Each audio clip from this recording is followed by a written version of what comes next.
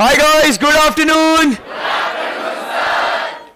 चलो तो आज देवी और सज्जनों हम मिले हैं एक खास मकसद से। मैंने कहा आज बहुत बोर करने वाला हूं मैं। आज मौसम ऐसा है ना, मतलब ऐसा मस्त रिलैक्स। तो भाइयों बहनों, आज हम लोग एक नया टॉपिक आरंभ, इतना भी ज्यादा नहीं, शुरू करते हैं। जो चैप्टर का नाम है सप्लाई। ए उधर ही रहो, मान जा बा। हाँ, तू मेरे को बोर मत कर, मैं कर सकता हूं।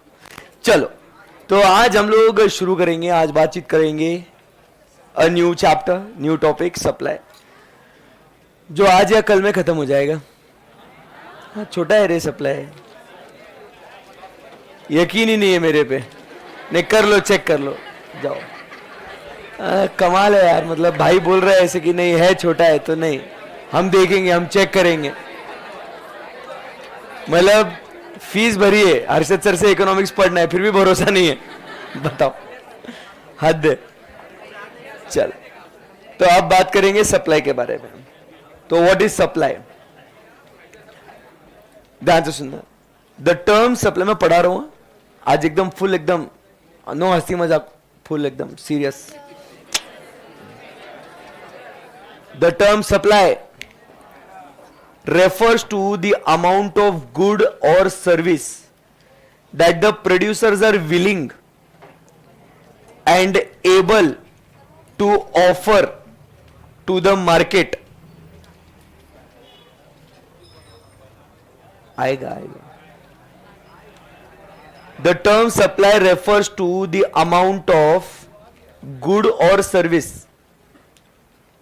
that the producers are। एक क्या बार बार कनेक्शन छोड़ रहा भाई?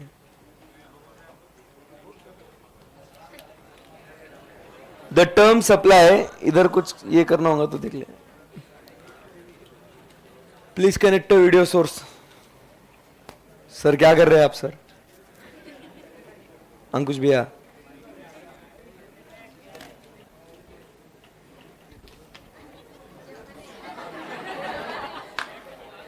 ओके वो आ गया ना तो दूर भाग, प्रॉब्लम हो जाएगी नहीं तो। सो फिर से एक बार शुरू करते हैं। The term supply refers to the amount of good और service that the producers are willing and able to offer to the market at various prices during a given period of time. वो क्या बोल रहे हैं? सप्लाई क्या है? The amount of goods और सर्विसेज। तो समझो यहां पे जो है ना, ये कौन है? यहां पे प्रोड्यूसर।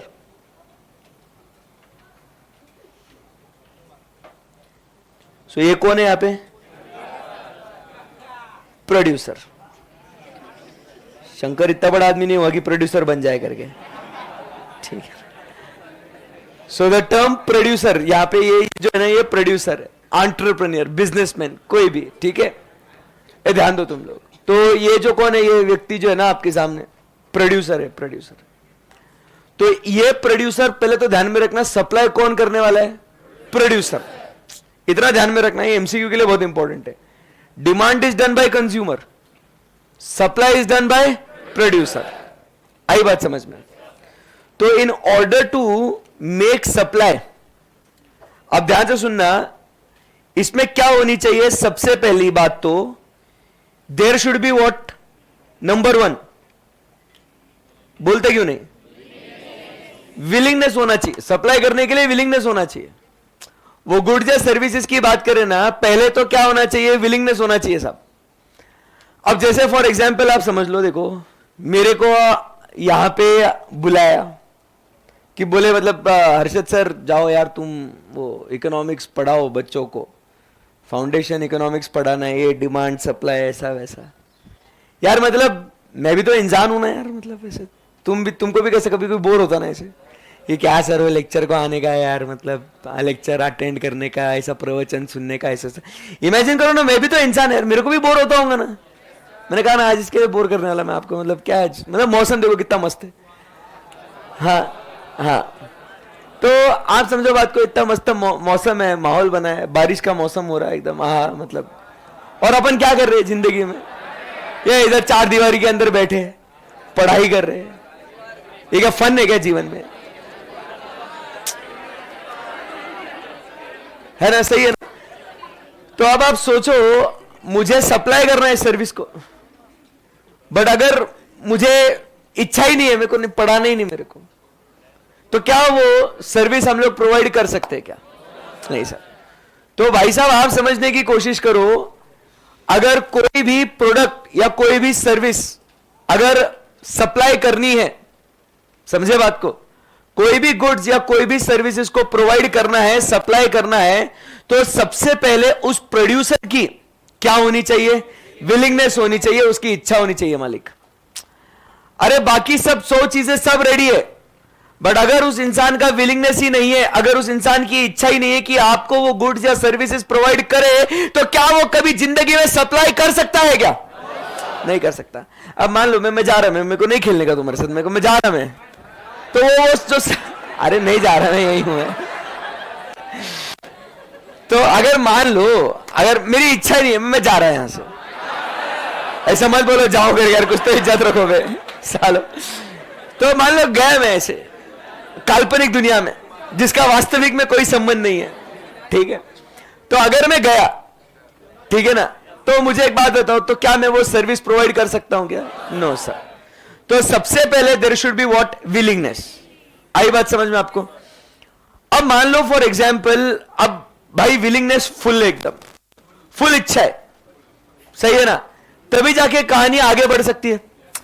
अगर किसी प्रोड्यूसर, किसी एंटरप्रेन्योर की अगर गुड्स या सर्विसेज प्रोवाइड करने की अगर इच्छा ही नहीं है, तो क्या कहानी आगे बढ़ सकती है क्या? No sir. तो इसीलिए हम जब यहां से आगे बढ़ेंगे और विलिंगनेस अगर है, फिर उसके बाद सेकेंड पॉइंट की बात करेंगे। वो सेकेंड पॉइंट हम बात करते हैं about what? It is ability. वो गुड्स या सर्विसेज आपको प्रोवाइड करने की आप में वो क्षमता होनी चाहिए, आप में वो ताकत होनी चाहिए, आप में वो काबिलियत होनी चाहिए, आप में वो कैपेबिलिटीज होनी चाहिए। That is what we talk about, is the ability. मतलब आई एम विलिंग। अब जैसे मान लो फॉर एग्जांपल, अभी स्टोरी को चेंज करते हैं। अब मेरी इच्छा बहुत भयंकर है कि नहीं, आपको इकोनॉमिक्स पढ़ाने का है एकदम, मतलब सब मैं पढ़ाएगा यार, मेरे को पढ़ाने की इच्छा है, बराबर कि नहीं? बट अब जब मैं यहां पे आया, चलो बच्चों में पढ़ाएगा अभी आपको एकदम ऐसा ऐसा मस्त एकदम, क्या पढ़ाना है? Supply. Okay, but I don't know what supply is, I don't know supply क्या होता है। मतलब सप्लाई मतलब सप्लाई यार, कम ऑन गाइस, समझो। या तो मैं जब यहां पे मान लो मेरे दिमाग में कॉन्सेप्ट फुल है सप्लाई का, बट जब मैं आपको बोल रहा हूं सप्लाई, वो विलिंगनेस प्लस अब उसमें होता है, क्या होता है उसमें? विलिंगनेस तो होता है एक, रुको देखिए, हाँ वो बोलता है एबिलिटी, है ना? तो वो ऐसा विलिंग और एबिल कुछ वो ऐसा करके वो सप्लाई होता, समझा गया आपको? सो ट्राई टू अंडरस्टैंड, जब हम लोग बात करते हैं ना कि भाई विलिंगनेस बहुत है, बट आपको वो चीज वो डिलीवर करने के लिए आप में वो एबिलिटी भी होनी चाहिए। सो जब मैं यहां पे आपको पढ़ाने आया हूं, तो आप समझिए, एक तो पहली चीज, मुझे कॉन्सेप्ट्स पूरे मालूम होने चाहिए। तुम समझ रहे बात को? Yes sir. वो कॉन्सेप्ट सिर्फ मालूम होके चलेगा नहीं, मुझे पब्लिक स्पीकिंग भी आनी चाहिए, मेरे में स्टेज फियर नहीं होना चाहिए, तब जाके मैं ये लेक्चर डिलीवर कर सकता हूं ना। नहीं तो सोचो, इतने सारे बच्चे बैठे हैं, उनको पढ़ाना इस अपने आप में क्या है, एक चैलेंज है ना वो, तुम समझो। और चैलेंज तो यहां तक सीमित नहीं है, मुझे सिर्फ आपको समझाना नहीं है क्योंकि आप तो सामने हो, बट जो यहां पे लाइव स्ट्रीमिंग में देख रहे हैं उन तक भी पहुंचना है, मुझे उन तक भी कनेक्ट करना है, और उसके बाद जो पेन ड्राइव और गूगल ड्राइव में देखने वाले लेक्चर है, मुझे उन बच्चों तक भी पहुंचना है। तुम समझ रहे क्या बात को? सो अगर मुझे मेरे गुड्स या सर्विसेज को प्रोवाइड करना है, तो सबसे पहले मेरी इच्छा तो वो होनी तो चाहिए ही चाहिए, बट उस इच्छा के साथ साथ मेरे में वो कैपेबिलिटी, वो एबिलिटी, बराबर के नहीं, वो क्षमता, बराबर, वो भी मेरे में होना बहुत जरूरी है। आई बात समझ में आपको? अगर मेरे में वो एबिलिटी है, बराबर, कि मैं आपको पढ़ा सकता हूं करके, तब जाके मैं क्या कर सकता हूं, वो क्या कर सकता हूं मैं सप्लाई कर सकता हूं। तो सप्लाई अगर करना है तो स्टार्टिंग में initially what is the first important thing is willingness. अब विलिंगनेस है तो फिर उसके बाद बात करेंगे एबिलिटी की, बराबर के नहीं। अब मान लो मेरी एबिलिटी है, मेरे को आता है एकदम अच्छे से पढ़ाने के लिए, बट मेरी आज इच्छा ही नहीं है पढ़ाने की, तो क्या मैं वो सर्विस प्रोवाइड कर सकता हूं? नहीं। मेरे में विलिंगनेस है बट मेरे में एबिलिटी नहीं है, तो क्या मैं सप्लाई कर सकता हूं? नहीं। सो दोनों चीजें होना बहुत जरूरी है सप्लाई करने के लिए। वो कौन सी दो चीजें हैं? विलिंगनेस भी और एबिलिटी भी। ये दो बात समझ में आई? स्टेप बाय स्टेप चलते हैं, आराम से चलते हैं एकदम। यस सर, ये बेसिक क्रक्स है सप्लाई का जो आपको क्लिक हो जाना चाहिए। वंस दिस इज ओवर ना, आगे बहुत आसान है कॉन्सेप्ट, ठीक है? ओके चलो। सो अब यहां पे हम आगे बढ़ते हैं और नेक्स्ट अपन चर्चा करते हैं अबाउट व्हाट?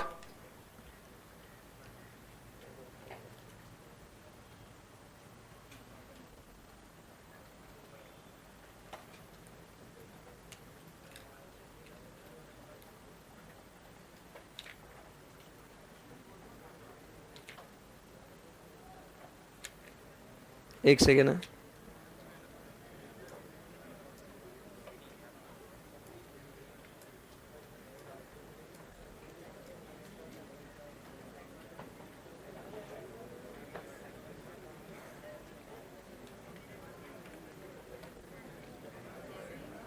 चलो, सो यहां से आगे बढ़ते हैं। अब बात करते हैं प्रोड्यूसर, जो क्या होना चाहिए उसमें? विलिंगनेस होना चाहिए और एबिलिटी भी होनी चाहिए। क्लियर है? बट अब ये विलिंगनेस और ये एबिलिटी होने के बाद उसने क्या करना चाहिए? ध्यान से सुनिएगा बात को, सुन रहे क्या? सो ये होने के बाद उसने क्या करना चाहिए? उसने ऑफर करना चाहिए। बात को समझिएगा। चल रहा ना सब बराबर? तू यहां रुकना, फिर तो देखा करना मैं पढ़ाऊं क्या करूं। सो विलिंगनेस और एबिलिटी होने के बाद अब वो क्या करेगा? वो अब उसने ऑफर करना चाहिए। मतलब अब आप समझो कि फॉर एग्जाम्पल अब इस प्रोड्यूसर ने क्या सोच लिया, वापस से सब पूरी चीज को एनैक्ट करते हैं अपन। तू बार बार वो चैट देखते रहे और चेक कर, ठीक है ना? मैं पढ़ा रहा हूं क्योंकि मैं बार बार फिर वो चैट नहीं देख रहा हूं मैं। हाँ नहीं, मेरे को नहीं मालूम, तो अभी लेक्चर में ध्यान दे। सो अभी यहां पे जो प्रोड्यूसर है, अब उसने डिसाइड कर लिया कि चलो अब अपन है ना बॉस क्या करेंगे? सप्लाई करेंगे। प्रोड्यूसर ने डिसाइड कर लिया। सुन रहे क्या बात को आप? Yes sir. ये इसने डिसाइड कर लिया कि ओके आप सप्लाई करेंगे, तो अब उसके लिए उसके पास एबिलिटी होनी चाहिए। तो ये एबिलिटी मतलब क्या है? मान के चलो उसने फैक्ट्री उसने बना ली। अरे बोलो यस और नो? Yes sir. ये फैक्ट्री उसने बना ली। तो अब ये फैक्ट्री बनने के बाद अब उसने एक्चुअल में क्या बनाए? फिर गुड्स बनाए। अरे बोलो बच्चों। तो एक्चुअल में फिर यहां पे गुड्स बने। बोलो हाँ या ना? Yes sir. अभी जरा ध्यान से कॉन्सेप्ट के ऊपर फोकस करना। अब ये गुड्स बनने के बाद ये गुड्स किधर गए मालूम है आपको? ये गुड्स गए स्टोर हाउस में, वेयर हाउस में या गोडाउन में। कहां गए बच्चों goods? Storehouse, warehouse, godown, यहां गए। तो अब ये जो गुड्स है ये किधर आ गए? तो ये गुड्स आ गए यहां पे गोडाउन के अंदर। सही है? Yes sir. तो अब यहां पे जो गुड्स है इसे हम लोग क्या सप्लाई बोलेंगे? क्या इसे हम लोग सप्लाई बोलेंगे क्या? No sir. इसको क्या बोलेंगे हम लोग? इसको बोलते हैं अपन स्टॉक। गुड्स प्रोड्यूस हो गए हैं बराबर, और वो अब गोडाउन में स्टोर हो रहे हैं, तो उस चीज को हम लोग क्या बोलेंगे? उसको अपन बोलेंगे दोस्तों स्टॉक। यहां तक बात समझ में आई आपको? Yes sir. फिर अब इस स्टॉक से गुड्स कहां गए पता है आपको? गुड्स अब गए बाहर मार्केट के अंदर। कहां गए बच्चों? गुड्स मार्केट के अंदर। आई बात समझ में आपको? So goods are now being sent to market. ये आगे गुड्स यहां पे मार्केट में। बट ध्यान में रखना गुड्स अब मार्केट में तो गए हैं, बराबर है ना, बट वो अभी तक बिके नहीं है. It is just made what, ध्यान से सुनना, goods are being sent to market and now their status is just as available for sale. वो बिकने के लिए अवेलेबल है अभी, they are ready for sale. बराबर है कि नहीं? क्या इसे सप्लाई कहेंगे? क्या इसे सप्लाई कहेंगे क्या हम लोग? देवी और सज्जनों, क्या इसे हम लोग सप्लाई कहेंगे क्या? No sir. बोलो sir. Yes sir, no sir, don't know sir. ध्यान से सुनना, अभी ये अवेलेबल फॉर सेल है, बराबर, और ये अवेलेबल फॉर सेल होने के बाद अब यहां पे एक कंज्यूमर आता है, ठीक है ना? बोलो, कौन आता है? एक कंज्यूमर आता है. और कंज्यूमर क्या करता है? तो बेटा कंज्यूमर इसको बाय करता है, कंज्यूमर इसको परचेज करता है. तो मुझे बताओ सप्लाई कहां हुआ? मुझे बताओ सप्लाई कहां हुआ?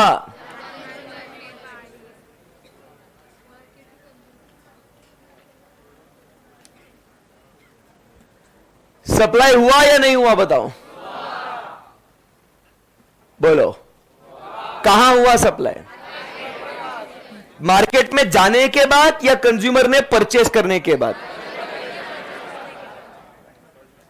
कंफ्यूजन ही कंफ्यूजन है. सो मेरे दोस्तों, यहां पे इसको हम लोग कहेंगे सप्लाई. इसको हम लोग क्या कहेंगे? सप्लाई. और इसको यहां पे कहेंगे as what? Sale. So try to understand, ये बहुत इंपॉर्टेंट डिस्टिंक्शन आपको पता होना चाहिए कि स्टॉक कब कहेंगे, सप्लाई कब कहेंगे और सेल कब कहेंगे. सो इंपॉर्टेंट हम लोग जो टॉपिक ऑफ डिस्कशन है अपना आज का, वो क्या है? What is supply. So try to understand, supply की जब बात करते हैं तो सप्लाई में इंपॉर्टेंट वर्ड यहां पे क्या है कि सर वो सप्लाई कहने के लिए सर उसका मार्केट में ऑफर होना बहुत जरूरी है. बेटा इधर देखना, सामने स्क्रीन पे क्या देख रहा तू? जल्दी बोल. वो पिंक शर्ट, तेरे को मालूम है तेरे से ही बात कर रहा हूं मैं. तू नहीं, तेरे पीछे और एक पिंक है. तू ही खड़ा हो. हाँ, क्या कर रहा था तू? कहां ध्यान है तेरा? स्क्रीन पे देखना. सर इधर पढ़ा रहे इतना मस्त, और तू क्या कर रहा था? डर नहीं लगता तेरे को? मरने का है? बैठ नीचे. सो इंपॉर्टेंट पॉइंट क्या है यहां पे, आप समझने की कोशिश करो कि वहां पे जब हम लोग सप्लाई की बात करते हैं तो सप्लाई के लिए वो गुड्स या सर्विसेज मार्केट में ऑफर होना जरूरी है. ध्यान से सुनना, वो बिके या ना बिके हमें कोई फर्क नहीं पड़ता. जब हम लोग सप्लाई की बातचीत करते हैं, जब हम लोग सप्लाई की बातचीत करते हैं, दीदी जब हम लोग सप्लाई की बातचीत करते हैं, आप क्या कर रहे हो? आप नहीं, वो जो दीदी, आप उसको पता है, जिसको बोल रहा हूं उसको मालूम है. आप फोन में खेल रहे हो, फिर क्या खड़े हो? तू नहीं बेटा, तू बैठ जा. हाँ तू ही. क्या कर रही थी तू? क्या कर रही थी तू? चुप बैठो ना प्लीज, चुप बैठो, कमेंट्री बाद में करो. हाँ क्या? क्यों ऐसा क्या है? अच्छा है क्या फ्लोर?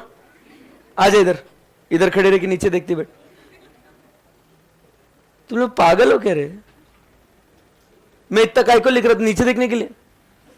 ये मैं क्यों लिख रहा हूं ये? नहीं बच्चे नीचे देखेंगे, मैं भी ऐसे ही पढ़ा था ना. So two things that are important. Starting में विलिंगनेस होना चाहिए, विलिंगनेस के बाद एबिलिटी होना चाहिए. अंडरस्टूड? Yes sir. फिर उसके बाद अपन क्या करेंगे, जैसे ही वो विलिंगनेस और एबिलिटी हो गया, उसके बाद वो गुड्स एंड सर्विसेज वो स्टोर में जाएंगे. वो गोडाउन में जाने के बाद ऐसा पढ़ा हो गया. मैं तुम्हारे सामने देख के बोल रहा हूं, तुम नीचे देख रहे हो.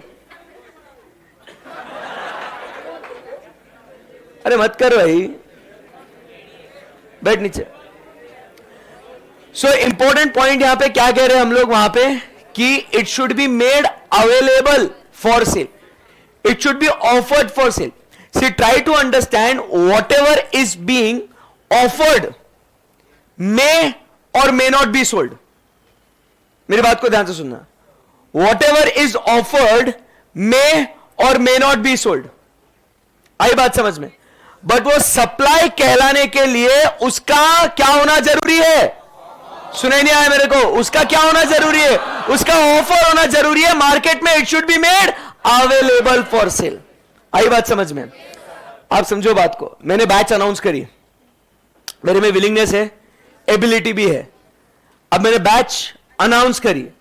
अब उसमें एडमिशन हो या एडमिशन ना हो, इंपॉर्टेंट क्या है. बैच अनाउंस होनी चाहिए, मतलब उसका अवेलेबिलिटी, उसका ऑफर, उसका सप्लाई होना चाहिए. Understood.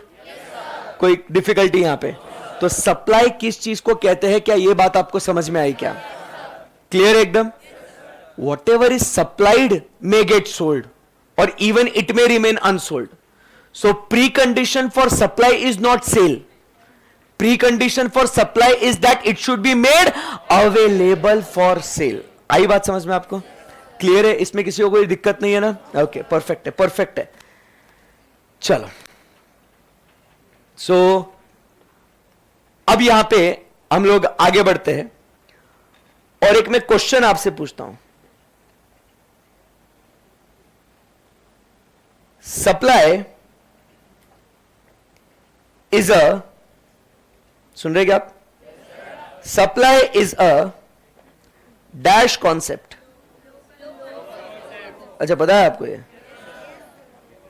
It's a flow concept, it's a stock concept, it's a sale concept, it's combination of all. It's obviously sir very simple. It is a flow concept. Supply flow होते रहेगा. कुछ query यहां पे. No sir. दूसरा question.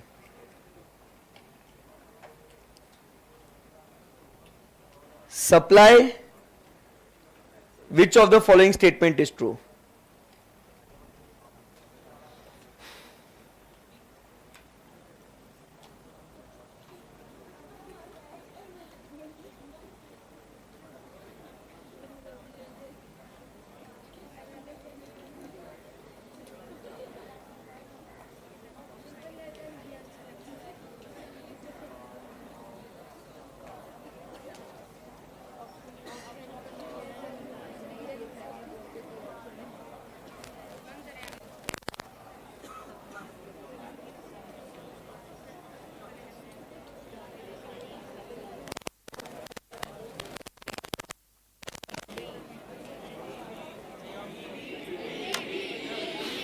सोच समझ के जवाब देना. Which of the following statement is true. Supply is a part of stock और stock is a part of supply.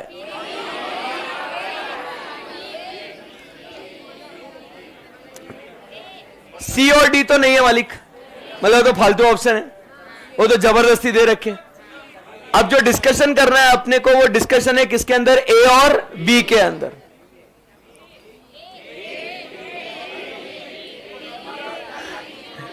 चलो, ए के लिए कौन कौन है, हाथ ऊपर करें. ओके. बी के लिए. ओके. अंकुश तू भी बोल ले. सी. तेरी ऐसी कैसे मारेगा पकड़ के. सी बोल रहे. एग्जाम है 10 दिनों में और नाटक सूझ रहे. सी बोल रहे. सी.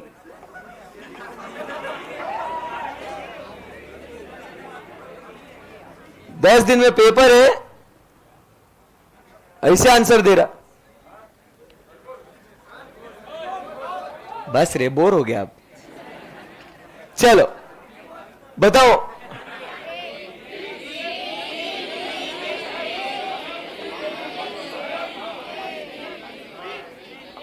वो उधर रेड शर्ट खड़ा हो. तू नहीं रे, उसको मालूम. हाँ, बटन लगाना शर्ट के. सीए की क्लास में तू, सीए बनना है अपने को.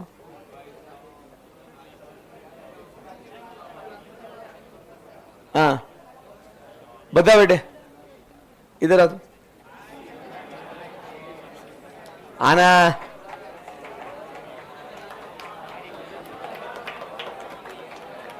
जल्दी आ रे, ऐसे रैंप वॉक करते मत आ तू।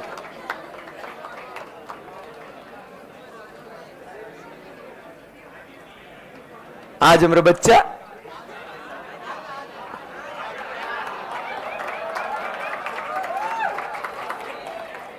फैन फॉलोइंग बहुत बड़ी भारी है तेरी, तो बहुत बड़ी फैन फॉलोइंग है तेरी।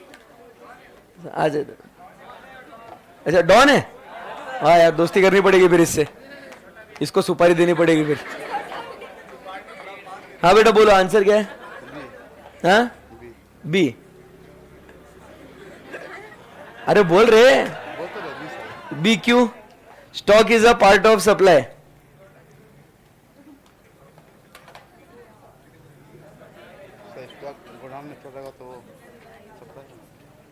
चलो एक काम करो, आप कहां से हो? झारखंड। झारखंड, हिंदी तो आती होंगी फिर एकदम मस्त। ये इसका अनुवाद करके बता दो बस हमें, बाकी कुछ मत करो। बाकी हम किसी और को, आपके दोस्त को बुला लेंगे, जहां जिसको आप बोलोगे उसको बुलाएंगे अपन, ठीक है ना? तो इसका जो फर्स्ट सेंटेंस है supply is a part of stock, और दूसरा sentence stock is a part of supply, जनता को बस इसको आप हिंदी में अनुवाद करके, दूसरा माइक दे रहे बाबा, इसका बस आप अनुवाद करें, पकड़ना, मैं थोड़ी पकड़ेगा तेरे लिए। चलो इसका अनुवाद करके बताओ।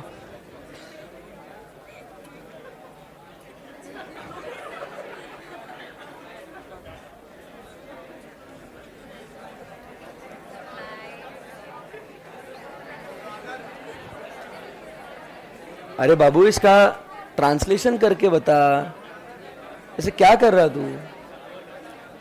ए बातें मत करो रे, वो सोच रहा ना, डिस्टर्ब मत करो। Supply is a part of stock, इसका सिंपल हिंदी ट्रांसलेशन आप करके दीजिए। ढोकले इतना नहीं आता क्या तेरे को?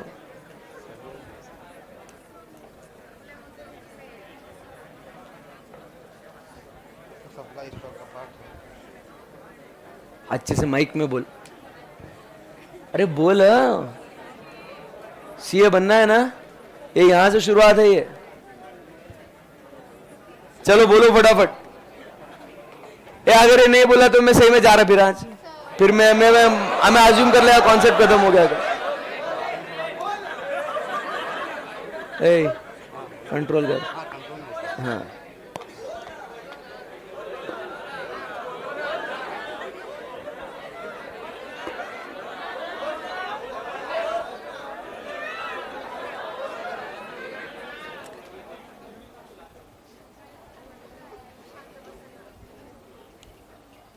जब भी कोई यहाँ पे स्टेज पे आए, I expect a very decent behaviour from you all, ठीक है ना? It is not easy to stand here and talk, okay? और अगर तुम यहाँ पे होते तो तुम्हें भी वैसे ही एक्सपेक्ट करते ना कि तुम्हारे दोस्तों ने तुमको सपोर्ट करना चाहिए, है ना? मैंने कितनी बार बोला तुमको, we are one big family over here, you should act with the other person as if you want someone to act with yourself. कितनी बार बोला ये? अब वापस कोई आवाज करो, बताता हूं फिर मैं। सर सप्लाई स्टॉक का पार्ट है। सप्लाई स्टॉक का पार्ट है, और दूसरा स्टॉक सप्लाई का, स्टॉक सप्लाई का पार्ट है। इतना ही तो बोलना था तेरे को, है ना? अब रजिया जी आपका क्या कहना है? सेम है दोनों? ये तू एडी है क्या तू? उसने सेम बोला नहीं? क्या कर रही रजिया? ये वापस एक बार बोल रहे तू दीदी को, एक बार बोल के बता दो। चल, सप्लाई स्टॉक का पार्ट है। सप्लाई स्टॉक का पार्ट है, सप्लाई ये स्टॉक का हिस्सा है, स्टॉक सप्लाई का हिस्सा है। और दूसरा सप्लाई ये स्टॉक का हिस्सा है, और दूसरा में लिखा है स्टॉक ये सप्लाई का हिस्सा है। तो अब तू बता दे कौन किसका हिस्सा है? तू बता किसको बुलाने का अपन ने आंसर देने के लिए? बोलना तेरे दोस्त को, तो तू जानता होगा ना, नाम से आवाज देना। आयान। हाँ आयन, आ जा बेटा, आ जा बेटा आयन। कैसा है, चोर चोर को समझता है, सही है ना। आ जा आयन बेटा, आ जा बाबू।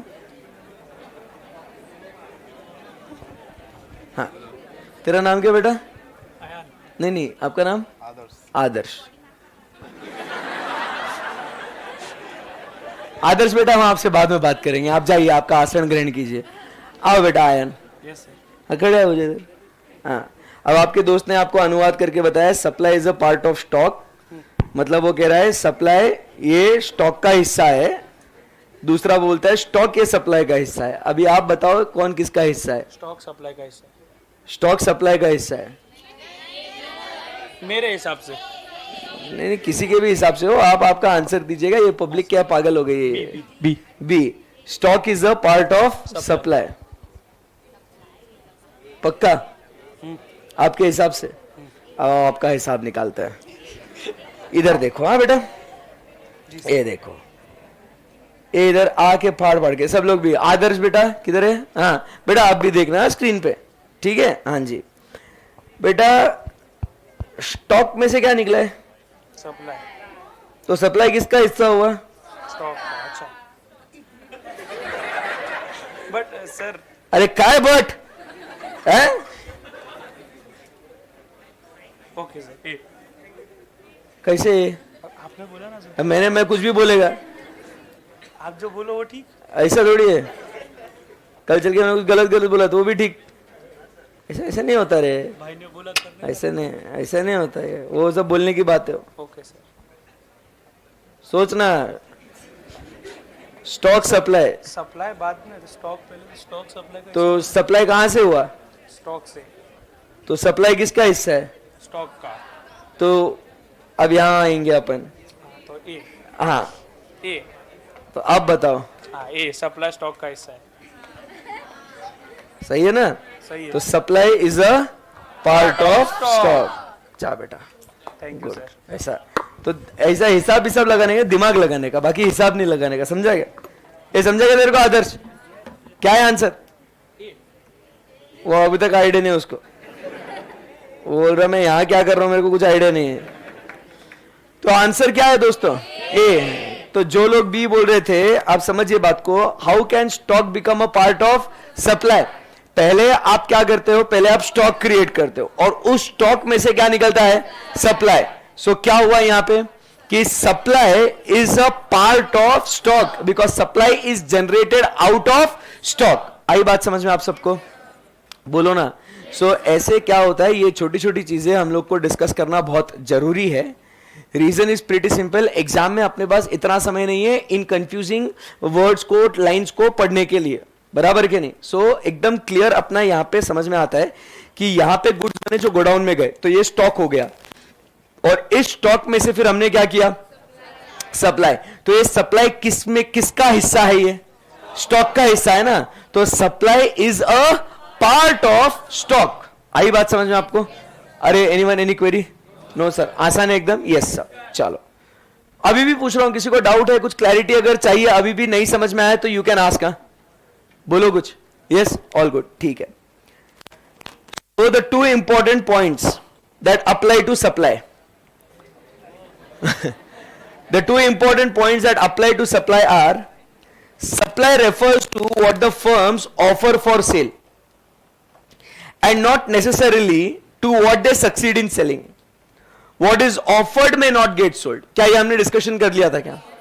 सप्लाई का मतलब क्या होता है मेरे दोस्तों कि बॉस, हम जो मार्केट में अवेलेबल करते हैं उसे हम लोग सप्लाई कहते हैं।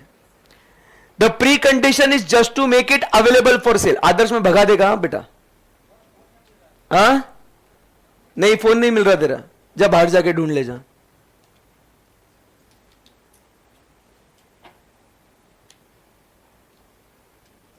जा बाहर जाके ढूंढ। So supply refers to what firms offer for sale. बराबर? Yes. Supply is a flow concept. बराबर एकदम? Yes sir. The quantity supplied is so much per unit of time, per day, per week or year. So that is very simple. So क्या ये वाला इतना part आपको समझ में आ गया क्या आपको? Anyone, any query, any difficulty? No sir. चलो अब यहां से आगे बढ़ते हैं और अब बात करेंगे अपन किसके बारे में? Determinants of supply. वो उनका चल नहीं रहा है, वो चल रहा है क्या? ठीक है, तो उनको मैसेज कर दे वॉच लेटर इन बैकअप करके. ठीक है, okay. So now we talk about this determinants of supply. So what are the determinants of supply? Although price is an important consideration in determining the willingness and desire on with the part of desire to part with commodities, there may be many other factors which determine the supply of product or services. These are discussed below. Number 1, price of the good. अब देखो, ये जैसे हम लोग ने factors that affect demand पढ़ा था, याद है आपको? तो सेम अभी हम लोग बात करेंगे किसके बारे में? factors that affect or influences the supply. Clear एकदम? Yes sir. सो अब पहली बात जो करेंगे अपन, वो बात करेंगे about what? Price of the good. किसकी बात करेंगे? Price of the good. अब आप समझने की कोशिश करो, प्राइस ऑफ द गुड की बात करेंगे तो इसका मतलब other things being what? Constant. Other things being constant, पहले वो दिमाग में डालना है कि बाकी सारी चीजें सेम रहेगी, सिर्फ अगर प्राइस. और प्राइस मतलब जब हम लोग बात करते हैं ना यहां पे प्राइस की, सो दोस्तों ध्यान में रखिएगा, प्राइस मतलब हम लोग चर्चा करते हैं अबाउट व्हाट? सेलिंग प्राइस की. किसकी बात करते हैं हम लोग? सेलिंग प्राइस की. That should be very clear. Price मतलब बात करते हैं अबाउट व्हाट? Selling price. आई बात समझ में? सो अब ध्यान से सुनना, समझना. यहां पे लिखते हैं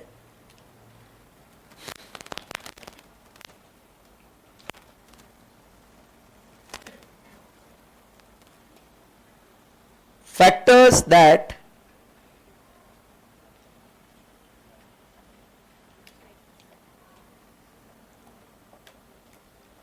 इन्फ्लुएंस सप्लाई. सो उसके अंदर फर्स्ट पॉइंट हम लोग क्या लिख रहे हैं? प्राइस मतलब क्या बोल रहे हैं अपन? Selling price of commodity. अब अदर थिंग्स बीइंग कांस्टेंट. अब ध्यान से सुनना, एकदम सिंपल समझाता हूं. Let us say, my dear friends, this is what we say is the cost of production. COP मतलब क्या बोल रहा हूं यहां पे? Cost of production. एंड यहां पे this is what we have is the selling price. SP लिख दूं यहां पे? Yes sir. तो मेरा बच्चा, ये जो डिफरेंस है, ये डिफरेंस क्या हो गया बता दो? चलना बोलना एक ही बार. सो इसको अपन क्या बोलते हैं? प्रॉफिट. तो ये एग्जिस्टिंग सिनारियो है. कुछ क्वेरी यहां पे? No sir. Now try to understand. क्या हो रहा है इसको?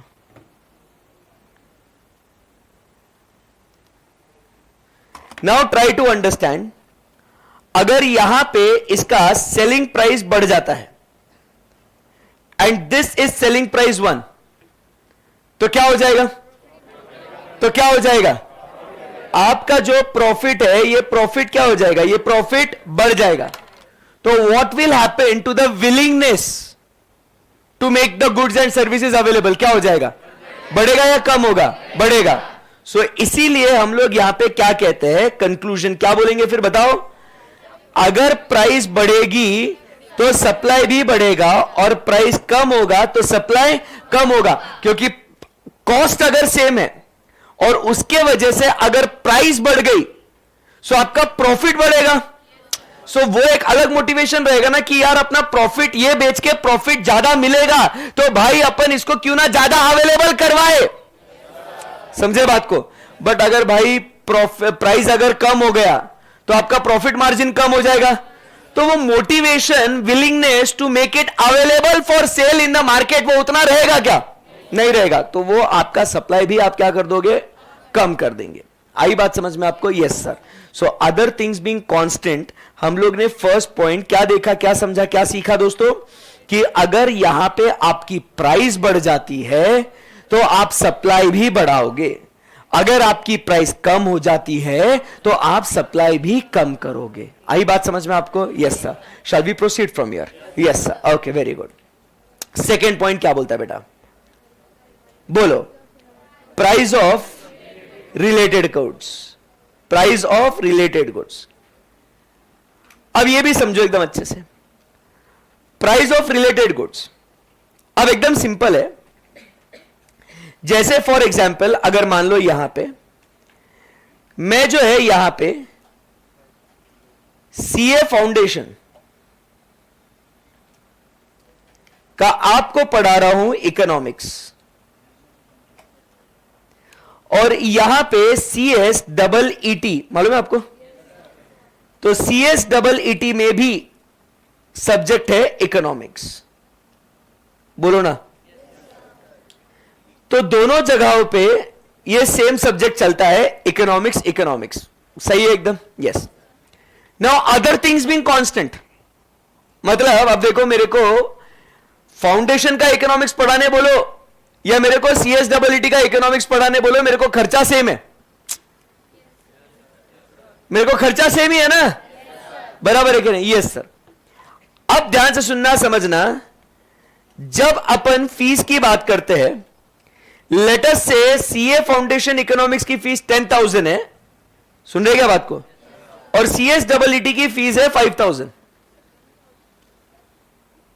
अरे छोड़ना दीदी, तो अब आप समझो और मुझे बताओ कि मैंने किसके कौन से कोर्स के ज्यादा बैचेस मैंने अनाउंस करने चाहिए,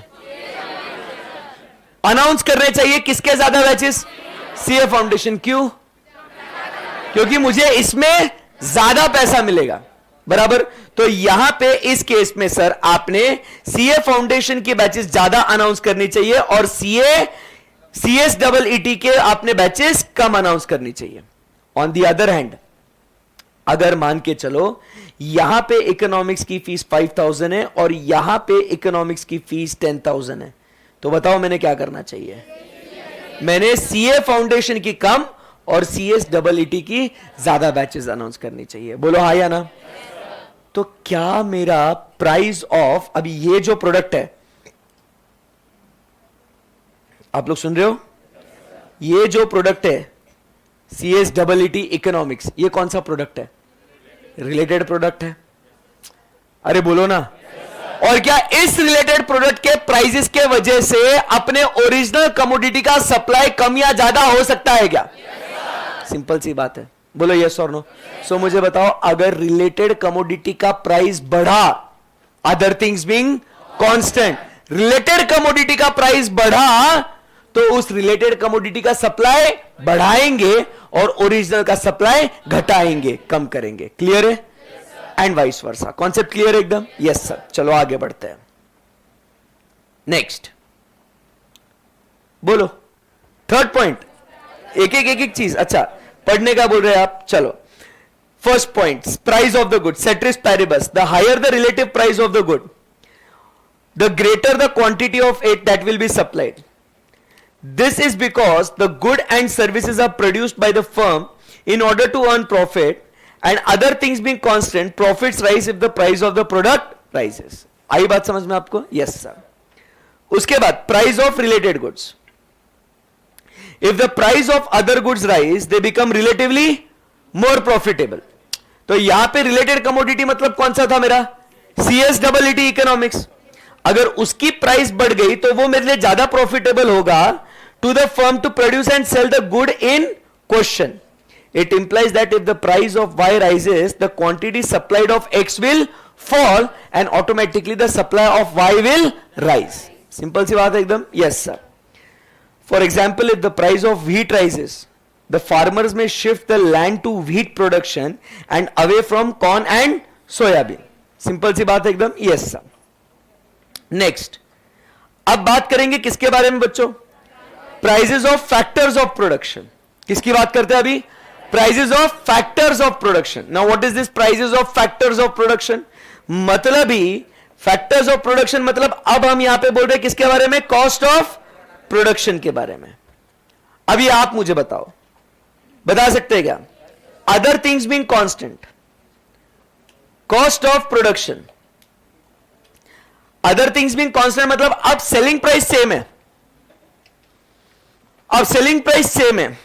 और अब बताओ मेरे बच्चों, अगर कॉस्ट बढ़ गया तो सप्लाई क्या करोगे? कम करोगे. क्यों? क्योंकि सर सेलिंग प्राइस तो सेम है और कॉस्ट बढ़ने के वजह से अपना प्रॉफिट मार्जिन क्या हो जाएगा? तो इसके लिए we will be willing to supply less. But on the other hand sir, अगर सेलिंग प्राइस उतना ही है, बट सर कॉस्ट जो है ना सर, कॉस्ट क्या हो गया? कॉस्ट कम हो गया, तो सप्लाई क्या करेंगे बच्चे? सप्लाई बढ़ाएंगे. आई बात समझ में आपको? Yes sir. So cost of production clear एकदम पॉइंट? Yes sir. चलो, a rise in the price of particular factor of production will cause an increase in the cost. क्या बोल रहा है यहां पे, समझाना आपको? A rise in the particular factor of production, price of particular factor of production मतलब जो रॉ मटेरियल्स है, जो रिसोर्सेज है which are used for production, अगर उनकी कीमतें बढ़ गई, समझे ना बात को? अगर उनकी कीमतें बढ़ गई, this will cause increase in the cost of making those goods that use a great deal of the factor than in the cost of producing those that relatively uses the small amount of factor. For example, a rise in the cost of land will have a large effect on the cost of producing wheat and a very small effect on the cost of producing automobiles. Thus, a change in the price of one factor of production causes the changes in relative profitability of different lines of production and will cause the producers to shift from one line to another, and the supplies of different commodities will change. तो इसका मतलब क्या हुआ? अगर मेरा किसी एक product का कॉस्ट बढ़ गया तो मैं उसका सप्लाई कम करेगा और मैं क्या करेगा? दूसरे प्रोडक्ट के पास जाएगा जो वही फैक्टर यूज करता है बट वो कम मात्रा में यूज करता है. नहीं समझा? बोलो. नहीं समझा? अब देखो, अगर मैं पहले व्हीट बना रहा हूं, व्हीट कल्टीवेट कर रहा हूं मैं in this piece of land, but अब व्हीट को कल्टीवेट करने के लिए आप समझिए बात को, जगह बहुत चाहिए और जहां जगह चाहिए वो बहुत महंगी है, और वो कहीं पे भी कोई भी जगह पे थोड़ी ना हम लोग व्हीट कल्टीवेट कर सकते हैं. वो फर्टाइल लैंड होना चाहिए, वहां पे water bodies near by available होनी चाहिए. अरे बोलो हाँ या ना? Yes sir. क्लाइमेटिक कंडीशन वहां पे फेवरेबल होने चाहिए. तो ऐसे व्हीट के लिए प्राइस जो मतलब ऐसे लैंड के लिए, व्हीट के लैंड के लिए वो क्या हो रहा है बच्चों? वो जगह महंगी पड़ रही है. बराबर है कि नहीं? तो फिर अपन क्या बोलेंगे? छोड़ना यार, इतने चोचले हैं तो मैं ये व्हीट के लिए लैंड लेता ही नहीं हूं, मैं कहीं और सस्ते में उतनी ही लैंड लेता हूं और वहां पे मैं कार्स का मैन्युफैक्चर करता ना, तो मेरा खर्चा कम लगेगा ना मेरे को, और कार्स में फिर प्रॉफिटेबिलिटी भी ज्यादा हो जाएगी मेरे को. तो the same piece of land which I was thinking for using it for wheat, but wheat के लिए वो बहुत एक्सपेंसिव हो रही है, तो वही पीस ऑफ लैंड मैं आप किसी दूसरे चीज के लिए यूज कर लेता हूं जहां पे लैंड इतनी मैटर नहीं करेगी. समझे क्या बात को? Yes sir. Last point for the day, state of technology. क्या ये पूरा खत्म करने का है? Good, proud of you guys. State of technology. अब बताओ मुझे क्या बोलना है आपका इसके ऊपर? State of technology. नहीं बोलो, क्या बोलना है आपका? अगर टेक्नोलॉजी अच्छी है तो प्रोडक्ट सप्लाई ज्यादा होगा, और अगर टेक्नोलॉजी कम है तो सप्लाई कम होगा. सही बात है ना एकदम? Yes sir. क्योंकि आप समझो, with the latest advance technology कम समय में ज्यादा आउटपुट दे सकते हैं ना हम लोग. देखो, जैसे अपन अगर बात करें लेबर इंटेंसिव टेक्निक्स की बात करें और कैपिटल इंटेंसिव टेक्निक्स की बात करें, दोनों में अंतर समझते हो आप? लेबर इंटेंसिव मतलब इंसानों को यूज करना काम करने के लिए, और कैपिटल इंटेंसिव का मतलब होता है मशीन को यूज करना काम करने के लिए. अब अगर हम लोग टेक्नोलॉजी इंप्रूव करके लेबर से अगर हम लोग कैपिटल इंटेंसिव टेक्निक्स की ओर जाए, तो इंसान फास्ट काम करेगा या मशीन फास्ट काम करेगा? इंसान थकेगा या मशीन थकेगा? इंसान को ब्रेक चाहिए या मशीन को ब्रेक चाहिए? तो ऑब्वियसली ज्यादा आउटपुट कौन दे सकता है? तो ज्यादा गुड्स अवेलेबल फॉर सेल कौन करवा सकता है? तो सप्लाई कब बढ़ेगा? जब टेक्नोलॉजी अच्छी होगी तब. अरे बोलो यस और नो? Yes sir. एकदम सिंपल सी बात है. Second last point, government policy. The production of good may be subject to imposition of taxes such as excise duties, sales tax and import duties. These taxes क्या करते हैं? Raise the cost of production, and so the quantity supplied of a good would increase only when its market price rises. Subsidies, on the other hand, will reduce the cost of production and thus provide incentive for the firm to increase its supply. अब सरकार जो है taxes लगाती है, production करते हो तो अब आप देखोगे कि भाई अगर सेलिंग प्राइस तो कांस्टेंट है मान लो, ठीक है, सरकार दिनों दिन टैक्स बढ़ाते जा रही है, तो जो व्यक्ति जिसके ऊपर वो टैक्स लग रहा है, अब जैसे मान लो फॉर एग्जांपल मैं आपको पढ़ा रहा हूं, बराबर, मेरी फीस है लेटेस्ट से 10,000 रुपीज, जिसके अंदर 18% जीएसटी है, सही है, ओके। तो अब बात को समझो, कल चल के सरकार ने बोला कि एजुकेशन के ऊपर जो कोचिंग क्लासेस लेते हैं उसके ऊपर जीएसटी आपको 25% भरना पड़ेगा। मुझे तो आज भी मेरी फीस 10,000 ही रखनी पड़ेगी ना, अरे बोलो यस और नो। उस वजह से जो मेरा प्रॉफिट मार्जिन है वो कम हो रहा है कि ज्यादा हो रहा है? कम हो रहा है। तो इसके लिए will I be interested in doing this business? No, तो it's supply will go down. समझे क्या बात को? Yes sir. बट ये मैं कब कर सकता हूं? अगर भले ही सरकार ने टैक्सेस लगाए और मेरी अगर सेलिंग प्राइस भी बढ़ी तो फिर ठीक है, बट अगर सेलिंग प्राइस सेम है और सरकार के टैक्सेस बढ़ रहे तो it is eating up my profit margin ना, तो मैं सप्लाई कम करेगा। ऑन द अदर हैंड सरकार ने बोला कि कोचिंग क्लासेस वालों को हम लोग है ना सब्सिडी देंगे, हम उन्हें इंसेंटिव्स देंगे, हम उन्हें सहूलियत देंगे, बराबर के नहीं? तो अब सोचो 10,000 की मेरी फीस, उसमें गवर्नमेंट मुझे और बेनिफिट दे रहा है, तो मतलब मैं आपसे 10,000 तो ले रहा हूं प्लस गवर्नमेंट मुझे और इंसेंटिव्स दे रहा है, यार मेरे तो मस्त है ना ये, तो मेरा सप्लाई बढ़ेगा कि नहीं बढ़ेगा? बढ़ेगा। मैं बोला और सर्विसेज प्रोवाइड करो भाई। अरे समझे नहीं समझे? Yes sir. तो इसीलिए आप समझिए बात को, अगर सरकार ज्यादा टैक्सेस लगाता है तो सप्लाई कम होगा, बट अगर सरकार आपको सब्सिडी, ग्रांट, इंसेंटिव्स अगर प्रोवाइड करता है तो उससे आपकी ऑटोमेटिकली कॉस्ट कम हो जाती है, प्रॉफिट बढ़ जाता है और आपका सप्लाई बढ़ जाता है, right? Yes sir. Other factors that depends is industrial policy.